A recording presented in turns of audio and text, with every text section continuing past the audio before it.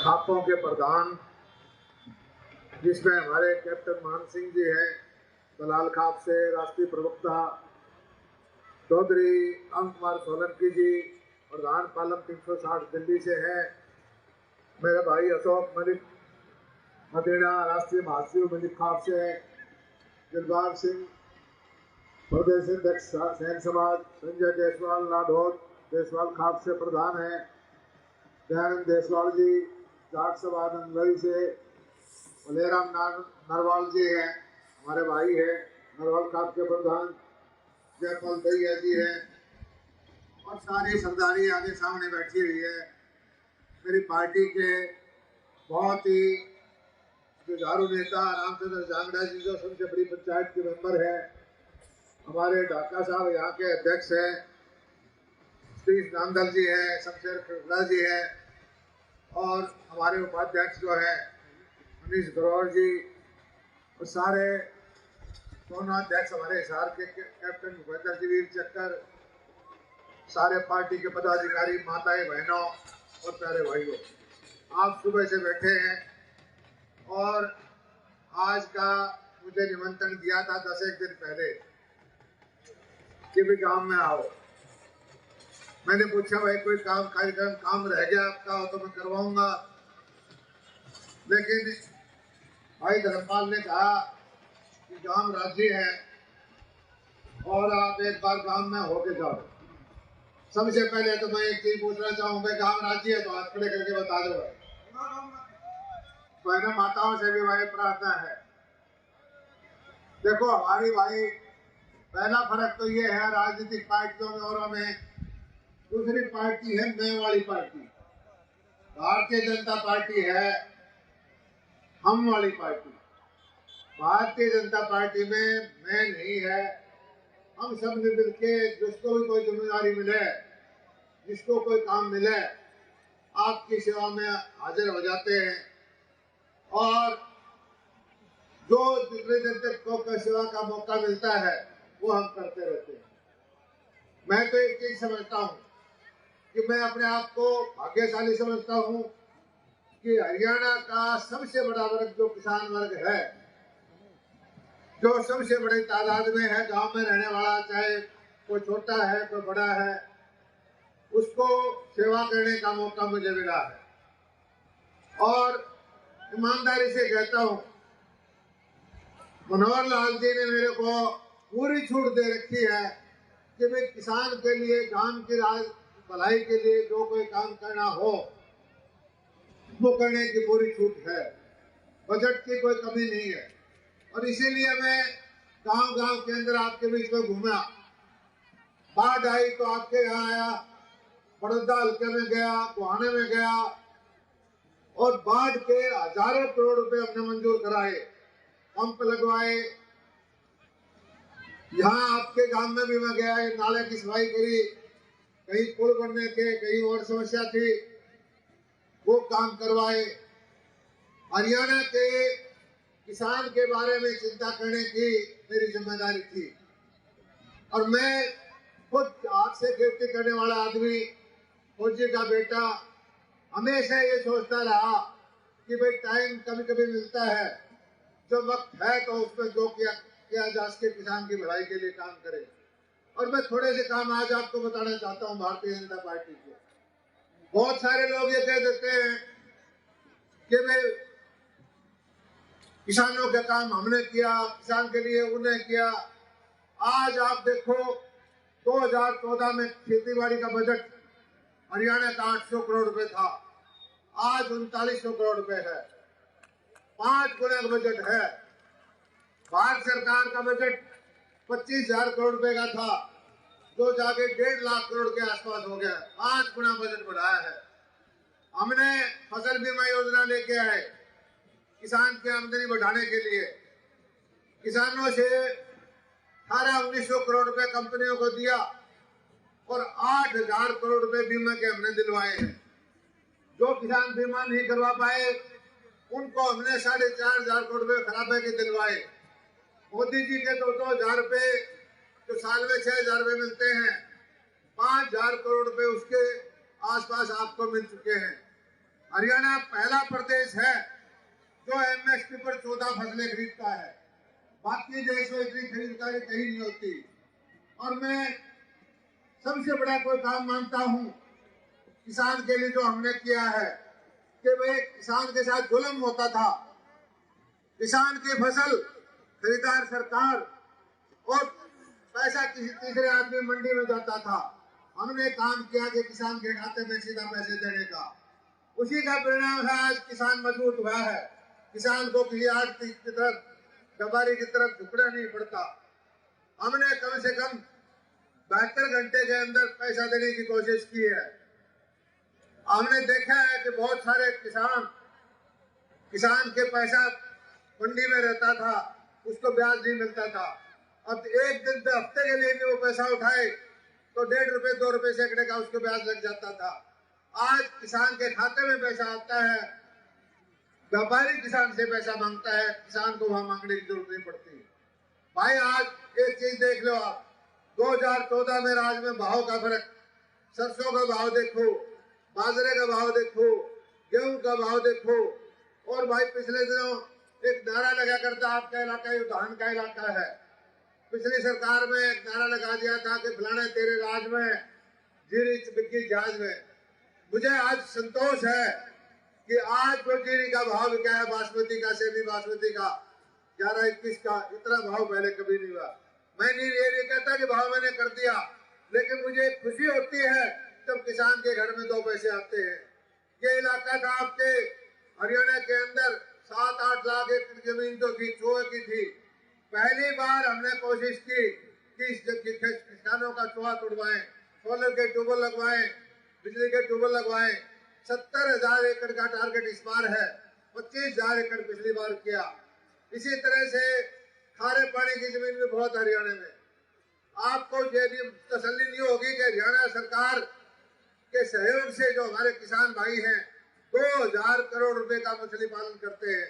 किसान को आमदनी बढ़ाने के लिए खेती बाड़ी के साथ साथ मशरूम का काम करें, पशुपालन का काम करें, मछली का काम करें।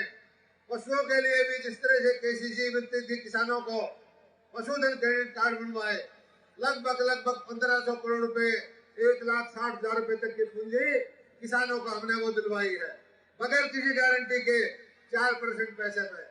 किसान को साहूकार के उससे मूल से निकालने के लिए जितना काम भारतीय जनता पार्टी ने किया है, ये इतना पहले कभी नहीं हुआ। और आपके पड़ोस में गन्नौर में 10-12 हजार करोड़ रुपए की मंडी का निर्माण शुरू हो रहा है। 20 साल से लटका पड़ा था। आपके भाई को खुशी है कि वो मंडी 2600 करोड़ रुपए का ठेका लेके शुरू हो गया।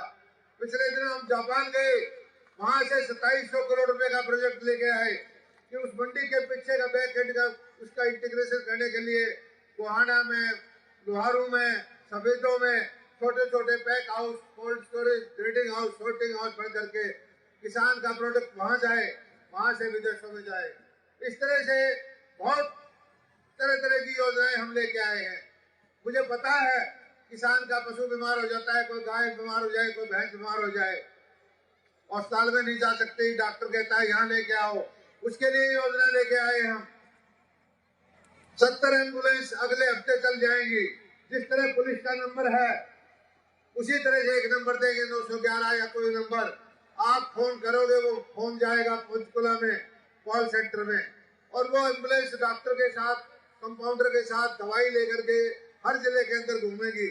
तुरंत हम कहेंगे फलाना फलाना बलवीर की भैंस बीमार है भाई, चिड़ी गांव में जा, ये उसका फोन नंबर है। 15 मिनट में आपके पास वो डॉक्टर दवाई लेके पहुंचेगा। ऐसी व्यवस्था बनाने की हम कोशिश कर रहे हैं। कुछ भाई कह देते हैं पोर्टल की सरकार है, पोर्टल के माध्यम से हम ये काम कर रहे हैं कि आपके यहाँ इस चीज का लाभ मुझे। और पशुओं का बीमा योजना लेके आए हम। पशुओं का बीमा भी हमने किया 100 रुपए 200 रुपए में 60-70 करोड़ रुपए आपको दिलवाए हैं। जितनी योजनाएं हरियाणा सरकार की हैं, जितना हम कर सकते हैं, मैं तो एक चीज कहता हूँ, आपका भाई हूँ, आपका बेटा हूँ, कोई आदमी बताओ कि हम आपके लिए क्या कर सकते हैं। मनोहर लाल जी ने, मोदी जी ने ये पूरा आशीर्वाद दिया हुआ है कि हरियाणा के किसानों के लिए जो कुछ करना है वो करें।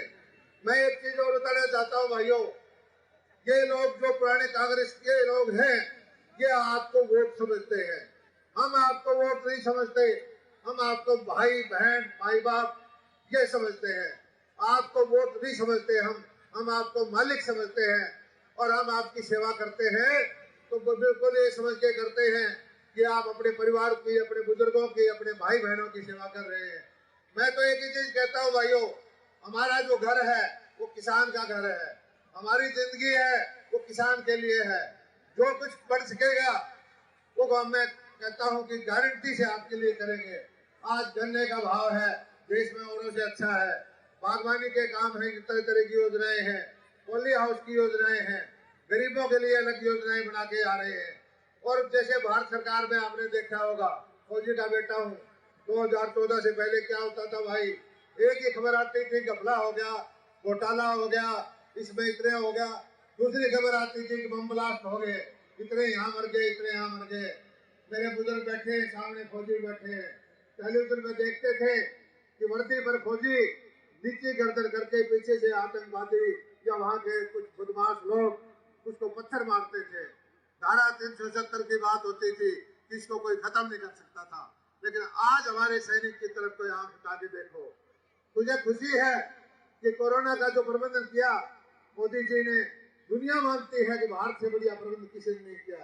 आज हमारी ताकत 140 करोड़ लोगों की वजह से जो मोदी जी का सिक्का दुनिया के अंदर चल रहा है, मुझे खुशी होती है कि जब सेल्फी लेने के लिए बड़े बड़े विकसित देशों के राष्ट्राध्यक्ष मोदी जी के पास आते हैं। ये मान सम्मान आप लोगों का है, ये मोदी जी का नहीं है। आने वाले 2 महीने में चुनाव आने वाला है, बहुत सारे गठबंधन कर रहे हैं लोग, वो लोग उनके पास कोई आपके लिए नीति नहीं है, उनके पास आपके लिए कोई योजना नहीं है, वो ये नहीं कह रहे कि आपके लिए कोई भला करेंगे, वो एक ही चीज कहते हैं कि मोदी जी को रोको वरना ये सबको जेल में भेज देगा। अरे आप लोगों ने कुकर्म किए हैं, आप लोगों ने इस देश को लूटा है, आप लोगों ने किसान को गरीब रखा है, तो आपको ये जो खजाना है वापिस करना ही पड़ेगा। आप कितने इकट्ठे हो जाओ, कितना ही गठबंधन बनाओ, कितना ही नाम बदलो, मैं तो एक ही चीज कहता हूँ भाइयों कि आज भारत के अर्थव्यवस्था सबसे तेज गति से बढ़ रही है। जगह जगह हाईवे का जाल बिछ रहा है, यहाँ गोहाना से, दिल्ली से गोहाना से इधर जाएगा, आपके कटरा होके श्रीनगर का रास्ता, जगह जगह एयरपोर्ट बन रहे हैं, इंडस्ट्रियल एरिया बन रहे हैं और रोजगार के साधन उपलब्ध हो रहे हैं। मैं समझता हूँ कि आने वाले 5-7 साल में ही भारत की ताकत दुनिया के सबसे तेज ताकतवर देशों में होगी। भारत की बात होती थी कांग्रेस के वक्त में, पाकिस्तान साथ में करता था। आज पाकिस्तान के लोग, जो पाकिस्तानी कश्मीर है, वो भी ये कहते हैं कि मोदी जी हमें भारत में मिलवा लो। ये ताकत आप लोगों के वोट की है। मैं तो इतना ही कहना चाहता हूँ भाइयों कि कुछ भी हो, आप लोग के अगले वाले 5 साल एक बार फिर मोदी जी को दो। मैं काले भाई धर्मपाल का स्वागत करता हूँ कि हजारों की संख्या में लेकर के इस मुख्य धारा में जो आज ज्वाइन किया है, मैं कहता हूँ भाई आपका मान सम्मान आपका भाई भारतीय जनता पार्टी पूरी रखेगी और आप महसूस करोगे कि एक ऐसे राष्ट्रवादी पार्टी में आए हो जो जिसके लिए देश पहले है, जिसके लिए समाज पहले है, जिसके लिए इलाका पहले है, अपने बारे में नहीं सोचते, समाज के बारे में सोचते। मैं आपने देखा होगा कि अब हमारे यहाँ 3 प्रदेशों के मुख्यमंत्री बने। यहाँ कोई यदि किसी परिवार का कब्जा है, बिल्कुल साधारण घर से निकले हुए, गरीब घर से निकले आदमी मुख्यमंत्री बनाए हैं। उसी तरह से स्टेशन पर चाय बेच के मोदी जी प्रधानमंत्री बने। 1.5 किले का जमींदार आपके पड़ोस से है मनोहर लाल जी, वो मुख्यमंत्री बने। आपका भाई जो है साधारण सानी काट करके, धार काट के, हल चला करके हरियाणा का कृषि मंत्री है। लेकिन ये लोग क्या चाहते हैं? वो लोग जिन्होंने आपकी जमीनें हड़पी, वो लोग जिन्होंने आपका शोषण किया, वो कुछ परिवारों को साथ लेकर के वो आपकी दोबारा से गुमराह करके सत्ता हटाना चाहते हैं। लेकिन मुझे आप पर पूरा भरोसा है, मुझे भरोसा है कि सच्चाई की जीत होगी। मुझे भरोसा है जो लोग आपको वोट समझ करके आपका शोषण करते हैं, आप उनको नकार देंगे। मुझे भरोसा है आज देश का जो मान सम्मान बढ़ रहा है, देश जो तरक्की कर रहा है, भारतीय जनता पार्टी के नेतृत्व में आप जो ज्वाइन करें इतने हजारों की संख्या में, मैं आपके सामने सिर झुकाता हूँ और बार बार आपसे कहता हूँ कि आप मुझे सेवा का जो मौका देते रहोगे, चिड़ी मेरा गांव है भाई।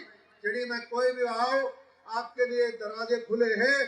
किसी भी तरह की सेवा का मौका होगा, गांव के जो भी कोई मांग होगी, मुख्यमंत्री से बात करके चिड़ी गांव की सारी मांग मंजूर कराऊंगा। ये आपके सामने वायदा करता हूं।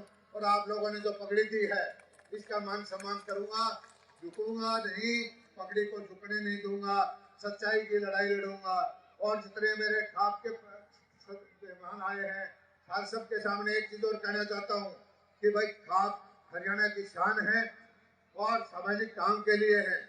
और मैं कहता हूँ कि मैं ना तो कभी खाप का बात मोड़ी, ना खाप से बड़ा समझता, ना समाज से बड़ा समझता। कुछ राजनीति करने वाले लोग हैं जो बेकार की बातें कर करके, राज के लोग उनको मानते नहीं, अपने इलाके में उनकी पूछ नहीं है, वो गुमराह करने की कोशिश करते हैं। ऐसे लोगों से आपको कहता हूँ कि सावधान रहें। और आप लोगों ने मेरी बात सुनी, आपका बहुत बहुत शुक्रिया, धन्यवाद, जय। बहुत बहुत